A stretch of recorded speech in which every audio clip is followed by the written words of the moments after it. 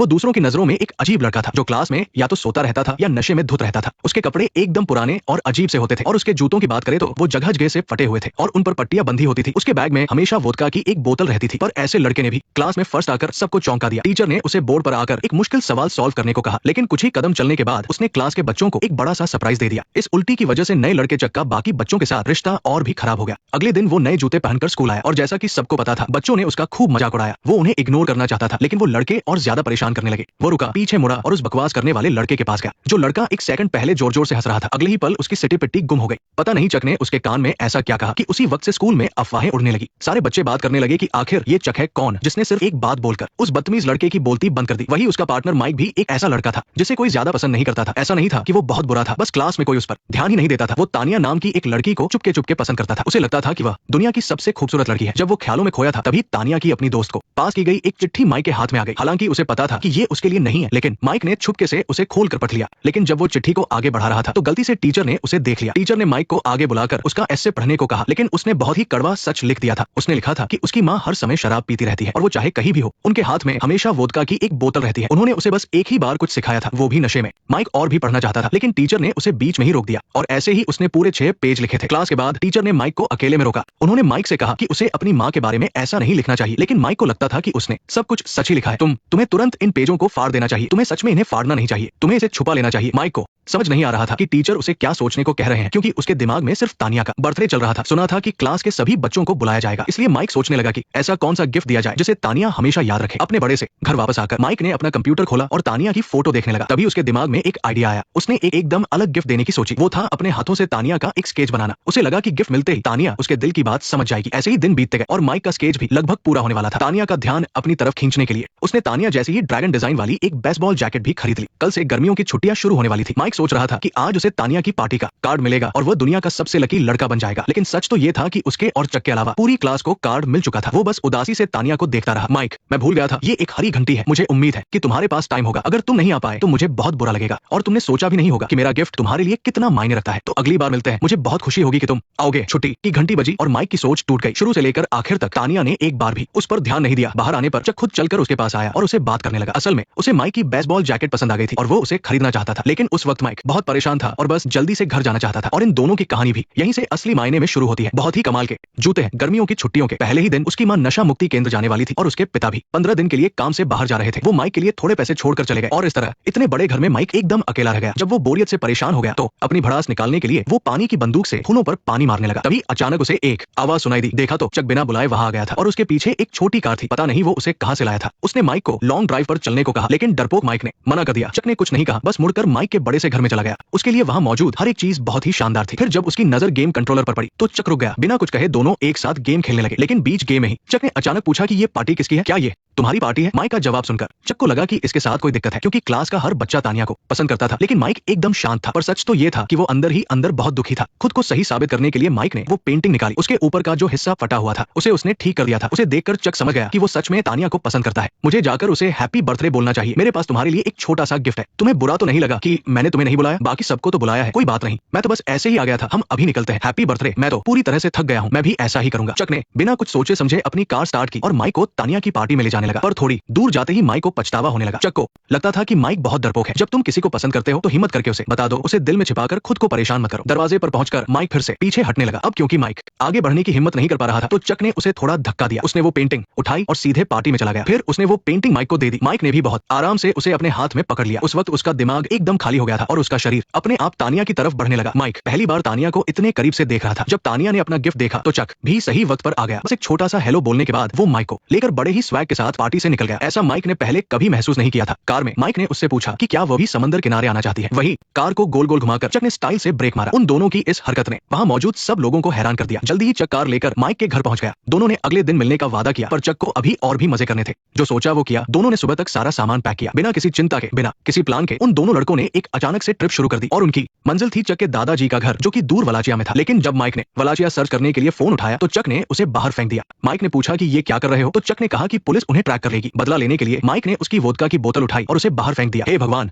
एक राहगीर ने तुरंत जैक की उम्र भांप ली और अपने फोन से उसकी फोटो खींच ली। उसने पुलिस बुलाने की धमकी दी, लेकिन गनीमत रही कि दोनों जल्दी ही हाईवे से उतर गए। जैक ने टेप से अपनी उम्र छिपाने के लिए एक नकली मूंछ बनाई, लेकिन माइक की नजरों में ये देखकर जैक ने दूसरा तरीका आजमाया। फिर दोनों दोबारा निकल पड़े। सुनहरे खेतों के बीच से होते हुए वे छोटी सड़क पर पहुंचे। तभी सामने कोई रुकावट दिखी। जैक गाड़ी वापस नहीं मोड़ना चाहता था, इसलिए उसने सीधे दाई ओर घुमा दी और मक्के के खेत में जा घुसा। अब कुछ नहीं हो सकता था। माइक ने जैक से मक्के के खेत में अपना नाम उकेरने को कहा ताकि वो उसे गूगल मैप्स पर देख सके। फिर क्या था, जैक ने अपनी ड्राइविंग का कमाल दिखाया। खेत में अपना निशान छोड़ने के बाद वे गाड़ी लेकर बाहर निकले और गायों के झुंड के बीच जाकर रुके। तभी माइक ने देखा कि खेत का मालिक ट्रैक्टर लेकर उनकी तरफ आ रहा है। वो बहुत गुस्से में था, जैसे दोनों को कच्चा चबा जाएगा, लेकिन शुक्र है कि हॉर्न की आवाज से गायें हट गई और वे वहां से भाग निकलने में कामयाब रहे। इस रोमांचक भागदौड़ ने उनके सफर का मजा और बढ़ा दिया। दिन भर की ड्राइविंग के बाद दोनों के पेट में चूहे कूद रहे थे, इसलिए जैक ने पास ही एक हरियाली वाली जगह पर गाड़ी रोक दी। वहां लगी बड़ी बड़ी पवन चक्कियां माइक को ट्रांसफॉर्मर जैसी लग रही थी। दोनों ने फिर से कैंप लगाने का सोचा। मजे की बात तो ये थी कि जैक 2 डिब्बे खाना तो लाया था, लेकिन उसे खोलने के लिए ओपनर नहीं था और माइक फ्रोजन पिज्जा लाया था, जिसे वो बेवकूफी में लाइटर से पकाने की सोच रहा था। आखिरकार दोनों पागलों को बिस्कुट खाकर ही पेट भरना पड़ा। शायद ये पहली बार था जब उन्होंने इतने ध्यान से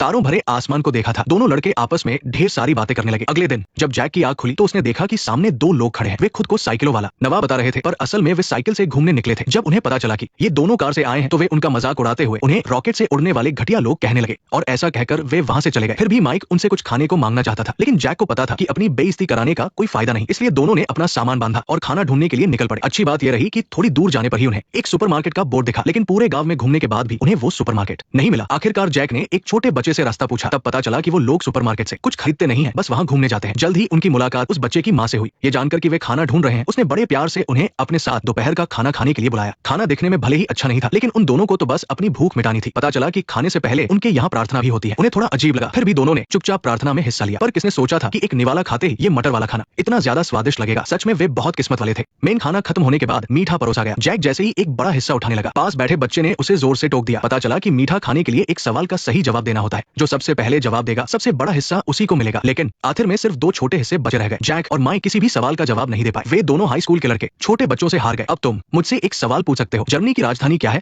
मैं भी वही कहूंगा, मैं भी वही कहूंगा। ठीक है, जैसी तुम्हारी मर्जी। जाने से पहले आंटी ने उन्हें एक बड़ा तरबूज भी दिया। वापस कार तक जाते समय माइक को अचानक टॉयलेट जाना पड़ा। वो सड़क किनारे गया और जैक जैसे ही कार स्टार्ट करने वाला था, तभी शहर के एक पुलिस वाले की नजर उस पर पड़ गई। उसने जैक से ड्राइविंग लाइसेंस मांगा। जैक को समझ आ गया कि पकड़े गए तो कहानी खत्म, इसलिए उसने जोर से एक्सीलेटर दबाया। हालांकि वह पुलिस वाले को चकमा देने में कामयाब रहा, लेकिन माइक वही छूट गया। हाफते हुए पुलिस वाले को देखकर माइक समझ गया कि अगर उसने कुछ नहीं किया तो वो पकड़ा जाएगा, इसलिए उसने सही मौका देखकर पुलिस की साइकिल की तरफ दौड़ लगा दी। जब उसने देखा कि पुलिस वाला करीब आ रहा है तो माइक ने पूरी ताकत से पैडल मारा। आखिरकार उसने पुलिस वाले को पीछे छोड़ दिया, पर कुछ ही दूर जाने के बाद पीछे पुलिस के सायरन की आवाज आने लगी। माइक तुरंत सड़क के किनारे जंगल में छिप गया और किसी तरह बच गया। अब वे दोनों पूरी तरह से बिछड़ चुके थे और उनके पास जाने को कोई जगह नहीं थी। माइक को रात उसी जंगल में गुजारनी पड़ी। अगले दिन उसने जैक को ढूंढने का फैसला किया। चूंकि वे उसी जगह पर नहीं मिल सकते थे, इसलिए उसने पिछली सुरक्षित जगह जाने की सोची। वो साइकिल चलाकर उसी पवन चक्की के पास पहुंचा जहां उन्होंने कैंप लगाया था। उसे पूरा यकीन था कि जैक भी वही आएगा। रात होने तक जैक का कोई अतापता नहीं था। जब उसे लगने लगा कि उनका ये सफर यही खत्म हो गया है, तभी दूर से एक कार उसकी तरफ आती दिखी। उसे पता था कि ये पक्का जैक ही है। इतने समय बाद दोबारा मिलने पर दोनों की दोस्ती और भी गहरी हो गई। जैक अपने साथ एक पिज्जा लाया था, जिससे उनके रात के खाने का जुगाड़ हो गया। उसने कार पर नया रंग भी चढ़ा दिया था और नंबर प्लेट भी बदल दी थी। लेकिन उनकी ये खुशी ज्यादा देर नहीं टिक पाई, क्योंकि उनके सामने एक और बड़ी मुसीबत आ गई थी। कार का पेट्रोल खत्म हो गया था। अपना सफर जारी रखने के लिए उन्होंने पास खड़े एक ट्रक से पेट्रोल निकालने का सोचा, पर उसके लिए एक पाइप चाहिए था। इसलिए दोनों फिर से एक नए एडवेंचर पर निकल पड़े। रास्ते में उन्हें ब्लैकबेरी का एक पेड़ मिला, जहां आखिरकार उन्होंने जी भर के खाना खाया। जंगल पार करने के बाद उन्हें एक बड़ा सा कबाड़ खाना दिखा, पर जैसे ही वो वहां चीजें ढूंढने लगे, तुम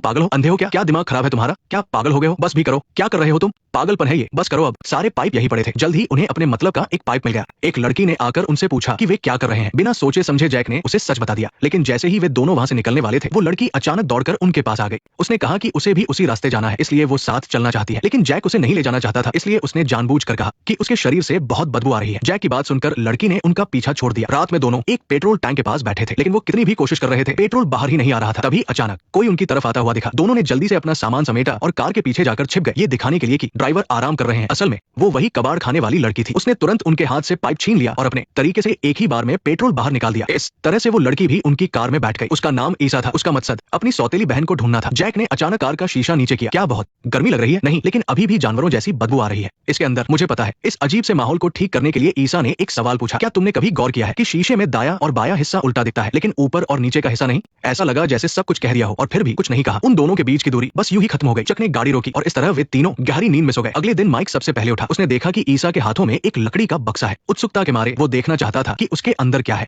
तभी चक भी उठ गया। उसने खिड़की पर जमी भाप को साफ किया। गाड़ी से उतरने के बाद उन्हें एहसास हुआ कि उन्होंने गाड़ी एक बांध पर खड़ी कर दी थी। वे एक तैरते हुए पुल के पास आए। जब ईसा का ध्यान नहीं था तो दोनों ने उसे पानी में धक्का दे दिया और फिर माइक भी कूद गया। उन्होंने नदी में नहाकर अपनी सारी थकान मिटाई और फिर धूप सेंकने के लिए लेट गए। चक ने कहा कि वो कुछ खाने के लिए लेकर आता है। वो उन दोनों को अकेला छोड़ गया। ईसा ने माइक से अपने बाल काटने को कहा। उन दोनों के बीच प्यार की शुरुआत हो रही थी। तभी ईसा ने माइक के करीब आने की कोशिश की। माइक को समझ नहीं आया कि वो क्या कहे। उसने बस इतना कहा, ईसा मुझे ये बहुत अच्छा लगा है, तुम अपना हाथ मेरे कंधे पर रखो। इस मासूम लड़के को देखकर ईसा ने फैसला किया कि वो एक किससे शुरुआत करेगी। लेकिन तभी बदकिस्मती से चक वापस आ गया। वे पास की एक खूबसूरत जगह पर गए। वहाँ एक पत्थर पर आने वाले सभी लोगों के नाम लिखे थे। चक ने भी वहाँ हम तीनों के नाम लिख दिए। फिर उसने कहा कि अपनी उंगली काटकर नामों को लाल रंग देते हैं, लेकिन बाकी दोनों ने तुरंत मना कर दिया। पहाड़ से नीचे आने के बाद वे आगे का सफर शुरू करने वाले थे। तभी ईसा को अपनी मंजिल तक जाने वाली बस दिख गई। वो भागकर उसे देखने गई। चक और माइक वहीं खड़े कुछ समझ नहीं पा रहे थे। मेरी गर्लफ्रेंड अब अमीर हो गई है। जाने से पहले ईसा ने चक को गले लगाया। फिर वो माइक के पास आई और उसे प्यार से किस किया। ईसा को दूर जाते देख वे दोनों वहीं खड़े रहे। उन्हें समझ नहीं आ रहा था क्या कर। क्या तुम्हें फिर से प्यार हो गया है? क्या सच में तुम सच में एक किस्मत वाली लड़की हो, या मैं इसे कैसे कहूँ। दोनों दक्षिण की तरफ आगे बढ़ते गए, लेकिन थोड़ी दूर जाने के बाद ही चक ने देखा कि पुलिस उनके पीछे पड़ी है। ये देखकर उसने जल्दी से गाड़ी एक छोटी सड़क पर मोड़ ली। एक जंगल से गुजरने के बाद एक लकड़ी के पुल ने उनका रास्ता रोक लिया। चक कभी पीछे हटने वालों में से नहीं था। उसने सीधे गाड़ी की रेस बढ़ा दी, लेकिन लकड़ी का पुल बहुत पुराना था। आधा पार करने के बाद उन्हें दिखा कि पुल के बीच में एक बड़ा गड्ढा है। मजबूरन दोनों को पुल ठीक करने का सामान ढूंढने नीचे उतरना पड़ा। तभी अचानक माइक ने एक चीख सुनी। दरअसल चक का पैर गलती से एक नुकीली चीज पर पड़ गया था। गनीमत थी कि गाड़ी में फर्स्ट एड किट थी। पट्टी बांधने के बाद चक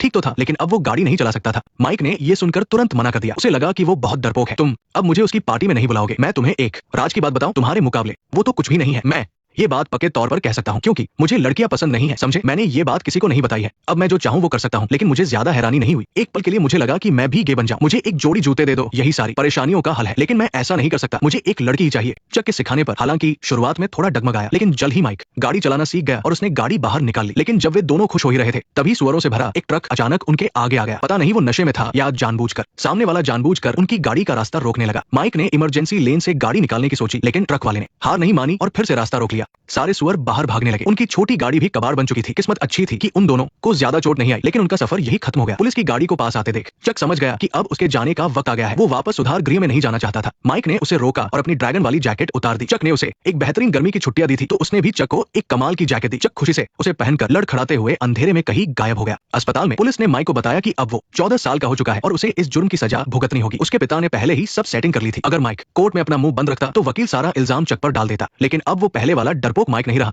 कमरे से बाहर आकर उसके पिता अपना गुस्सा रोक नहीं पाए। उसके पिता अपनी सेक्रेटरी के साथ घर छोड़कर चले गए। जाते वक्त उन्होंने ऊपर खड़े माइक को देखा, जैसे कुछ कहना चाहते हो, लेकिन वो कुछ कह नहीं पाए। माइक बस अपने पिता को जाते हुए देखता रहा। जल्द ही वो गर्मी का मौसम ऐसे ही खत्म हो गया। स्कूल जाते वक्त रास्ते में पुलिस ने माइक को रोक लिया। वे माइक से जानना चाहते थे कि चक कहाँ है, लेकिन उन दोनों की काफी समय से कोई बात नहीं हुई थी। पुलिस ने बताया कि कल रात एक और गाड़ी चोरी हुई है और चोरी का तरीका बिल्कुल चक जैसा था। माइक समझ गया कि ये चक का उसे नमस्ते कहने का तरीका था। गाड़ी से उतरते वक्त उसने जोर से गाड़ी का दरवाजा बंद किया। पल भर में सभी का ध्यान माइक पर आ गया। दोस्तों की नजरों में माइक पूरी तरह से बदल चुका था। वो पुराना डरपोक और सहमा हुआ लड़का अब कहीं नहीं था। चक के साथ उस सफर ने उसे एक कॉन्फिडेंट और निडर लड़का बना दिया था। तातियाना ने भी आखिरकार माइक पर ध्यान दिया। उसने माइक को एक चिट्ठी लिखकर पूछा कि वो गर्मियों की छुट्टियों में कहाँ गया था। उसने मुझे देख लिया था। तातियाना ने आखिरकार मुझे नोटिस कर लिया। कुछ समय पहले तक मैं खुशी खुशी अपनी कुर्सी पर बैठा रहता था, लेकिन अब मुझे कोई फर्क नहीं पड़ता। माइक को अब सिर्फ इस बात की फिक्र थी कि क्या वो चक से दोबारा मिल पाएगा। चक के बिना वो इस गर्मी में वो सब नहीं जी पाता जो उसने जिया था। मुझे इस बात का बेसब्री से इंतजार है कि मैं चक और ईसा से दोबारा मिलूं। अगर मैं अगले हफ्ते उनसे मिल पाया तो शायद थोड़ी देर हो जाएगी, क्योंकि मैं उसे ये बताना लगभग भूल ही गया था कि हम ठीक 50 साल बाद 22 अगस्त 2066 को यही मिलेंगे। फिर चाहे हम कुछ भी कर रहे हो, कोई फर्क नहीं पड़ेगा। हाँ, हम पक्का मिलेंगे। नेक्स्ट पार्ट देखने के लिए वीडियो को लाइक करो।